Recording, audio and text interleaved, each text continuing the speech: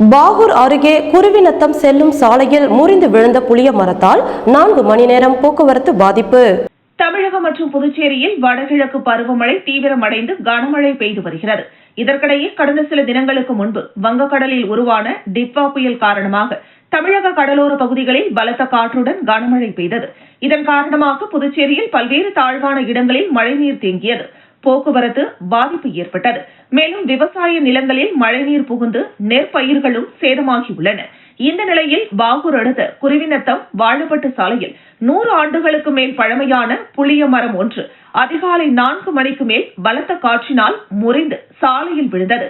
தற்சமயம் அந்நேரத்தில் யாரும் அவ்வழியாக செல்லாததால் பாதிப்பு ஏற்படவில்லை. இருப்பினும் பாகூரில் இருந்து விழுப்புரம் செல்லக்கூடிய சாலை என்பதால் போக்குவரத்து பாதிக்கப்பட்டது. பின்னர் போக்குவரத்து தடை செய்யப்பட்டு மாற்றுப்பாதையாக பாகூர் மாஞ்சாலை சாலை வழியாக அனைத்து வாகனங்களும் திருப்பிவிடப்பட்டன. பின்னர் தகவல் அறிந்த தீயணைப்புத்துறை வீரர்கள் சம்பவ இடத்திற்கு விரைந்து வந்து சாலையில் விழுந்த புளிய மரத்தின் மர கிளைகளை இயந்திரம் மூலம் அகற்றினர். அவர்களுக்கு உதவியாக அப்பகுதியைச் சேர்ந்த பொதுமக்களும் இளைஞர்களும் மர கிளைகளை வெட்டி அப்புறப்படுத்தினர். முதற்கட்டமாக இருசக்கர வாகனம் செல்லும் அளவிற்கு போக்குவரத்து சரி செய்தனர். பின்னர் 4 மணி நேரத்திற்கு பிறகு மர கிளைகளை அகற்றி போக்குவரத்தை சரி செய்தனர். அதன் பிறகே போக்குவரத்து அவ்வழியாக சீரானது.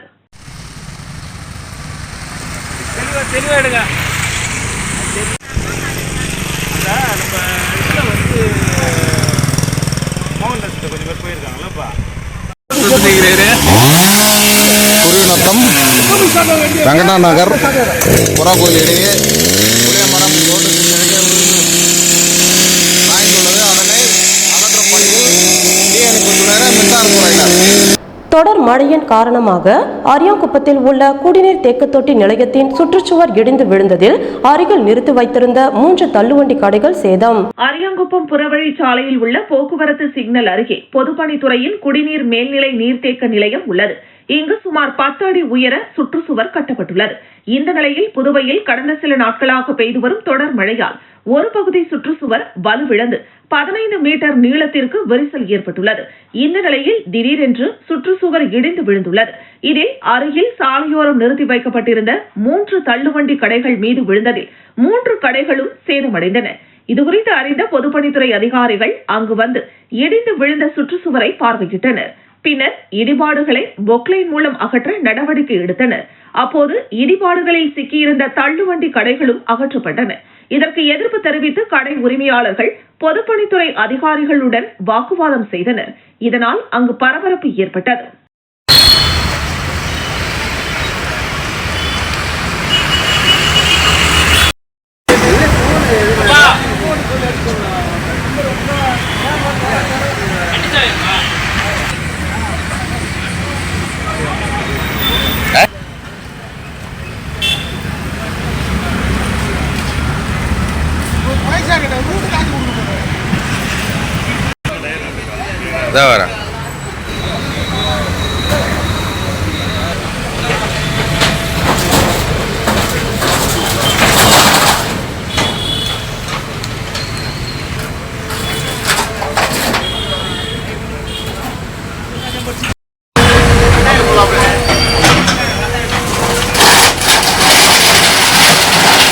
புதுவையில் டிட்வா புயலால் பாதிக்கப்பட்ட டிஎன் பாளையம் கிராமத்தில் தேசிய மக்கள் மன்றம் சார்பாக அன்னதானம் வழங்கப்பட்டது. புதுவை மணவெளி தொகுதிக்குட்பட்ட பகுதிகளில் டிட்வா புயல் மற்றும் மழையால் பாதிக்கப்பட்ட டிஎன் பாளையம் கிராமத்தில் தேசிய மக்கள் மன்றத்தின் தலைவரும் சமூக சேவகருமான சார்லஸ் மார்டின் உத்தரவின் அடிப்படையில் சமூக சேவகரும் மணவெளி தேசிய மன்ற பொறுப்பாளருமான முருகன் என்கிற பெருமாள் டிஎன் பாளையம் கிராமத்தில் பாதிக்கப்பட்ட இடங்களை நேரில் சென்று பார்வையிட்டு பின்னர் மக்கள் அனைவருக்கும் உணவு வழங்கினார். இதில் டிஎன் பாளையம் பகுதியைச் சேர்ந்த தேசிய மக்கள் மன்ற நிர்வாகிகளும் கிராம மக்களும் இளைஞர்களும் கலந்து கொண்டனர்.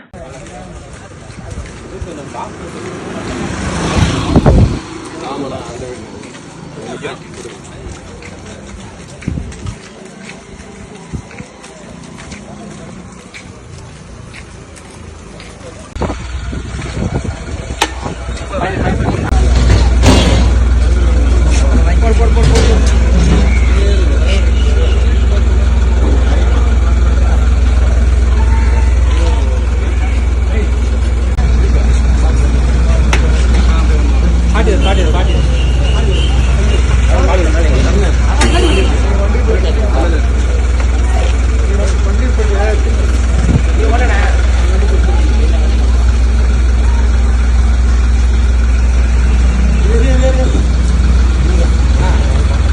புதுச்சேரி முதலியார்பேட்டை தொகுதி அருள்மிகு ஸ்ரீ தாய் மூகாம்பிகை ஆலய கும்பாபிஷேக விழாவை முன்னிட்டு சட்டமன்ற உறுப்பினர் பாஸ்கர் அன்னதானம் வழங்கினார். புதுச்சேரி முதலியார்பேட்டை தொகுதி நூறடி சாலை ஜோதி நகரில் அமைந்துள்ள அருள்மிகு ஸ்ரீ தாய் மூகாம்பிகை ஆலயத்தில் கும்பாபிஷேக விழா வெகு சிறப்பாக நடைபெற்றது. இந்த விழாவில் மக்கள் சட்டமன்ற உறுப்பினர் பாஸ்கர் கலந்து கொண்டு சுவாமி தரிசனம் செய்தார். மேலும் பக்தர்களுக்கு அன்னதானம் வழங்கப்பட்டது. இந்த நிகழ்வு அப்பகுதி மக்களிடையே மிகுந்த மகிழ்ச்சியையும் ஆன்மீக எழுச்சியையும் ஏற்படுத்தியது. விழாவின் முதல் நாள் விக்னேஸ்வர பூஜை மற்றும் கணபதி ஹோமத்துடன் தொடங்கியது. இரண்டாம் நாள் வாஸ்து சாந்தி மற்றும் பிரவேச பலி நடைபெற்றது. மூன்றாம் நாள் யாகசாலை பூஜைகள் மற்றும் கும்ப அலங்காரம் செய்யப்பட்டது. நான்காம் நாள் காலை புனித நீர் ஊர்வலமாக எடுத்து வரப்பட்டு கலசங்களில் ஊற்றப்பட்டது. பின்னர் சிவாச்சாரியார்கள் வேத மந்திரங்கள் முழங்க கும்பாபிஷேகம் நடைபெற்றது. கும்பாபிஷேக விழாவில் புதுச்சேரி மற்றும் சுற்றுவட்டார பகுதிகளில் இருந்து ஏராளமான பக்தர்கள் கலந்து கொண்டனர். விழாவிற்கு வந்திருந்த பக்தர்கள் அனைவரும் ஓம் சக்தி பராசக்தி என்று பக்தி முழக்கங்களை எழுப்பினர். கும்பாபிஷேக விழாவில் முதலியார்பேட்டை தொகுதி மக்கள் சட்டமன்ற உறுப்பினர் பாஸ்கர் கலந்து கொண்டு சுவாமி தரிசனம் செய்தார். அவருக்கு ஆலயத்தின் சார்பில் பூரண கும்ப மரியாதை அளிக்கப்பட்டது. முன்னாள் சட்டமன்ற உறுப்பினர் பாஸ்கர் ஆலயத்தின் திருப்பணிகளுக்கு தனது பங்களிப்பை வழங்குவதாக உறுதியளித்தார். மேலும் அவர் பக்தர்களுடன் உரையாடி அவர்களின் தேவைகளை கேட்டறிந்தார். கும்பாபிஷேக விழாவை முன்னிட்டு ஆலயத்தின் சார்பில் அன்னதானம் வழங்கப்பட்டது. நமது மக்கள் சட்டமன்ற உறுப்பினர் பாஸ்கர் அன்னதானத்தை தொடங்கி வைத்தார். சுமார் 1000 பக்தர்களுக்கு அன்னதானம் வழங்கப்பட்டது. அன்னதானத்தில் சாம்பார் சாதம், தயிர் சாதம், பொங்கல் மற்றும் இனிப்பு வகைகள் பரிமாறப்பட்டன. அன்னதானம் வழங்கிய தன்னார்வலர்களுக்கு பக்தர்கள் நன்றி தெரிவித்தனர். கும்பாபிஷேக விழாவானது அப்பகுதி மக்களிடையே ஒரு திருவிழா போன்று கொண்டாடப்பட்டது. ஆலயத்தை சுற்றிலும் வண்ண விளக்குகளால் அலங்கரிக்கப்பட்டிருந்தது. மேலும் பல்வேறு கலை நிகழ்ச்சிகளும் நடைபெற்றன.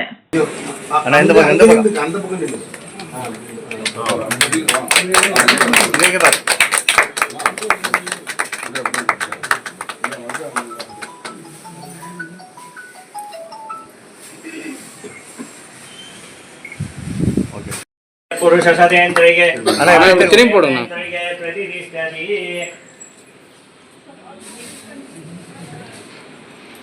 साधेनः सर्वाभीष्टतः सिद्धिरस्तु.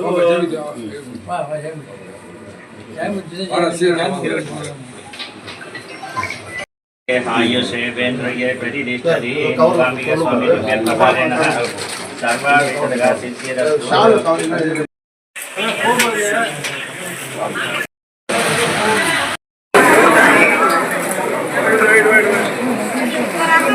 இருங்க இருங்க இருங்க அண்ணா வர இருங்க. நீங்க பின்னாடி வாங்க கொஞ்சம் அப்படியே சைடு.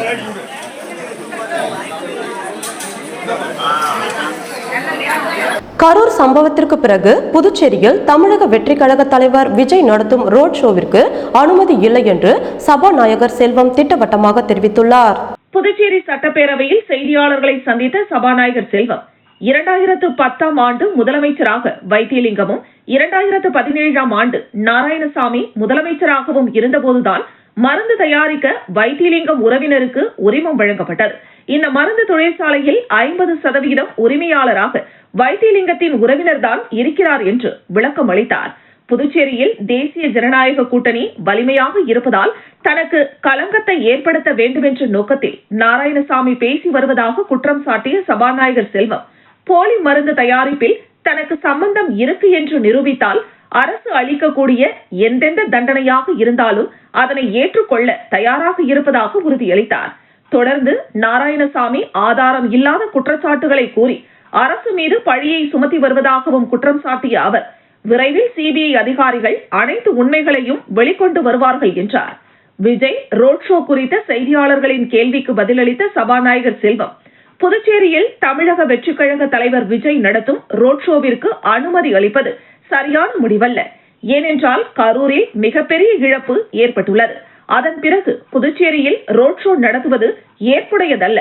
தமிழகத்தை போன்று புதுச்சேரியில் விரிந்த சாலைகள் இல்லை. அவர்கள் கேட்கப்படும் அனைத்து சாலைகளும் மக்கள் நடமாட்டம் கொண்டது. அந்த ரோட் ஷோவை தவிர்த்து ஏதாவது ஒரு இடத்தில் பொதுக்கூட்டங்கள் நடத்தி கொள்ளலாம். ரோட் ஷோவிற்கு அனுமதிக்க மாட்டோம் என்று குறிப்பிட்ட அவர் ரோட் ஷோ குறித்து நீதிமன்றம் வழிகாட்டுதல்களை வெளியிட்டுள்ளது. தேவைப்பட்டால் உப்பளம் மைதானம் போன்ற இடங்களில் கூட்டத்தை நடத்திக் கொள்ளலாம் என்றும் தெரிவித்தார். நம்முடைய பாராளுமன்ற உறுப்பினர் வைத்திலிங்கம் அவர்களும் நேற்றைய தினம் முன்னாள் முதலமைச்சர் நாராயணசாமி அவர்களும் போலி மருந்து தொழிற்சாலை சம்பந்தமாக பல்வேறு சந்தேகங்களை என்னை குறித்து அவதூறாக கூறிக்கொண்டிருக்கிறார்கள். அந்த போலி தொழிற்சாலைகள் அத்தனையும் யாருடைய காலத்தில் அதற்கான உரிமங்கள் வழங்கப்பட்டிருக்கிறது? முதலாக 2010 அபிஷேக கிராமத்தில் வைத்திலிங்கம் அவர்களுடைய உறவினர் இடத்தில் அந்த மருந்து தொழிற்சாலை ஆரம்பிக்கப்பட்டிருக்கிறது. என்னுடைய தொகுதியான அபிஷேகபாகத்தில் வைத்திலிங்கம் அவருடைய உறவினர் இடத்தில் அந்த தொழிற்சாலை ஆரம்பிக்கப்பட்டிருக்கிறது. அப்பொழுது அந்த உரிமத்தை வைத்திலிங்கம் அவர்கள் வழங்கியிருக்கின்றார். 2017 ஆண்டு அதன் பிறகு சிபிசிஐடி போலீசாரால் கண்டுபிடிக்கப்பட்ட போலி மருந்து தொழிற்சாலை 20/4/2000 போலி மருந்து விவகாரத்தில் சிறப்பு புலனாய்வு குழுவை கவர்னர் அமைக்க வேண்டும் என மக்கள் முன்னேற்ற கழக தலைவர் ராமதாஸ் வலியுறுத்தியுள்ளார். மக்கள் முன்னேற்ற கழக தலைவர் ராமதாஸ் வெளியிட்டுள்ள அறிக்கையில் புதுச்சேரியில் போலி மருந்துகள் தயாரித்து பல மாநிலங்களிலும் விற்பனை செய்துள்ள விவகாரம் அதிர்ச்சியை அளிக்கிறது. கடந்த 4 ஆண்டுகளில் போலி மதுபான ஆலை, கள்ள சந்தனமர ஆலை, கஞ்சா கடத்தல் விற்பனை போன்ற குற்றங்கள் அதிகரித்து வரும் நிலையில் தற்போது போலி மருந்து தொழிற்சாலைகள் கண்டுபிடிக்கப்பட்டிருப்பது மாநிலத்திற்கு களங்கம் ஏற்படுத்தியுள்ளது. இந்த குற்றத்தை கண்டுபிடிக்க உத்தரவிட்ட கவர்னர் பாராட்டுக்கு உரியவர். இதுகுறித்து பாராளுமன்ற உறுப்பினர் வைத்திலிங்கம் பல்வேறு குற்றச்சாட்டுகளை கூறியுள்ளார். இதில் உண்மையில்லை என்றால் முதல்வரோ அல்லது சட்டசபையை நடத்துபவரோ அல்லது இந்த இரட்டை என்ஜின் ஆட்சியை நடத்தும் என்ஆர் காங்கிரஸ், பாஜக மறுப்பு தெரிவிக்க வேண்டும். இல்லையெனில் இக்குற்றச்சாட்டை அவர்கள் ஏற்றுக்கொள்வதாகவே அர்த்தம்.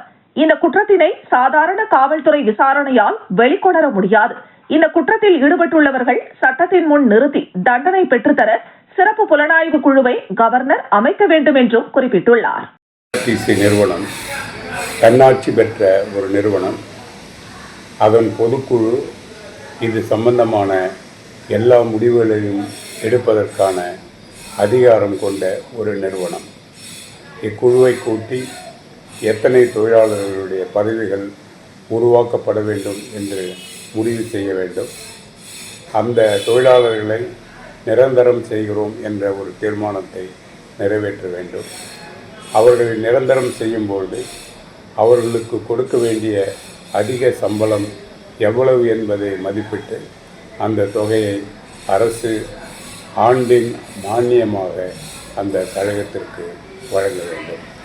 இந்த பிரச்சனைகளை செய்வதில் போக்குவரத்து கழகத்திற்கு எல்லா அதிகாரமும் இருப்பதனால் இந்த பிரச்சனைகளை 2 மாதங்களுக்குள் முடிப்பதற்கு அரசு நடவடிக்கைகளை மேற்கொள்ள வேண்டும். இந்த 2 மாதங்களுக்கு தொழிலாளர்கள் தங்களுடைய போராட்டத்தை நிறுத்தி வைக்குமாறு கேட்டுக்கொள்கிறேன். ஏனெனில் இந்த போராட்டம் நடத்துவதனால் இன்றைக்கு 150 பேருந்துகள் இன்றைக்கு மக்களுக்கு பயனில்லாத நிலையில் இருக்கிறது. அரசுக்கும் இழப்பு ஏற்படுகிறது. இதை தவிர்த்து எல்லோருக்கும் ஒரு மகிழ்ச்சியான செய்தியை அரசாங்கம் இன்னும் 2 மாதங்களுக்குள் கொடுக்க வேண்டுமாயும் நான் கேட்டுக்கொள்கிறேன். புதுச்சேரி கும்பாக்கத்தில் Bright India education and charitable trust சார்பில் தொடர் மழையால் பாதிக்கப்பட்ட பொது மக்களுக்கு அன்னதானம் வழங்கப்பட்டது.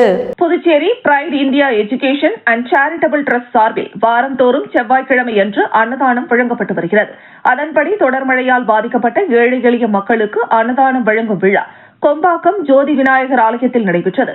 Bright India education and charitable trust தலைவர் ராஜவேலு தலைமையில் நடைபெற்ற இந்த நிகழ்ச்சியில் சுமார் 500க்கும் மேற்பட்ட ஏழை எளிய மக்களுக்கு அன்னதானம் வழங்கப்பட்டது. இந்த நிகழ்ச்சியில் அறக்கட்டளை நிர்வாகிகள் பலர் கலந்து கொண்டனர். தாவேகா சார்பில் ரோட் ஷோ நடத்த அனுமதி கிடையாது, பொதுக்கூட்டம் நடத்த அறிவுறுத்தப்பட்டுள்ளது என டிஐஜி சத்யம் சுந்தரம் தெரிவித்துள்ளார். புதுச்சேரியில் வருகிற 5ஆம் தேதி தமிழக வெற்றிக் கழகம் சார்பில் அதன் தலைவர் நடிகர் விஜய் பங்கேற்கும் ரோட் ஷோவிற்கு அனுமதி கேட்டு புதுச்சேரி தமிழக வெற்றிக் கழக நிர்வாகிகள் கடந்த புதன்கிழமை புதுச்சேரி காவல்துறை தலைமையகத்தில் டிஜிபியிடம் மனு அளித்திருந்தனர். அதில் காலாப்பட்டு முதல் கன்னியகோவில் வரை ரோட் ஷோ நடத்தவும் சோனாம்பாளையம் பகுதியில் தமிழக வெற்றிக் கழக தலைவர் விஜய் உரையாற்றுவதற்கு அனுமதி வழங்க வேண்டும் என அந்த மனுவில் குறிப்பிடப்பட்டிருந்தது.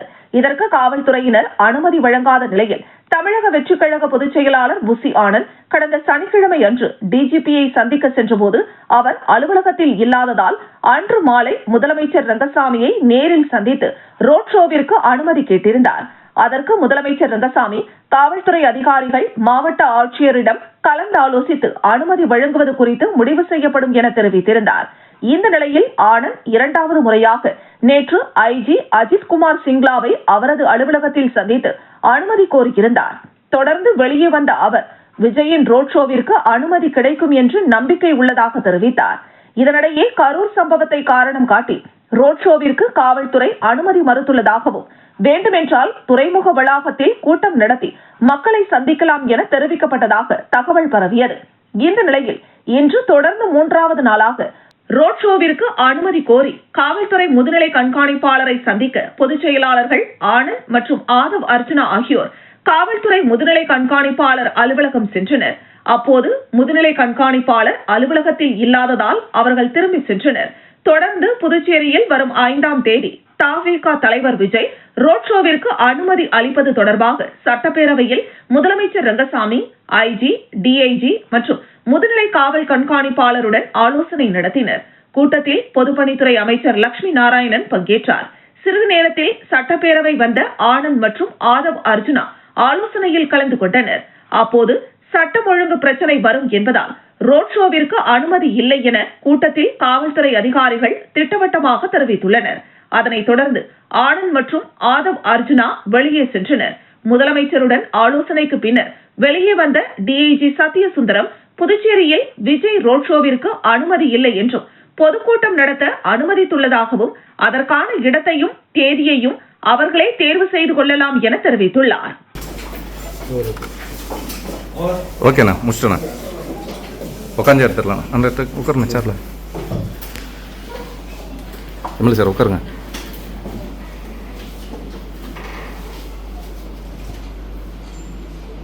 Okay okay.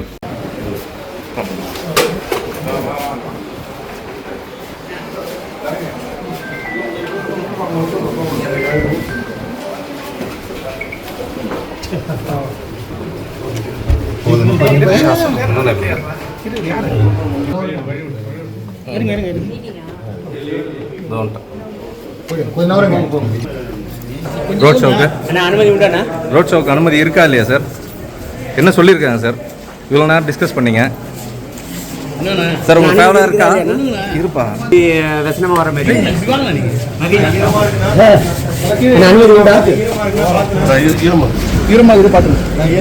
அனுமதி உண்டா இல்லையா?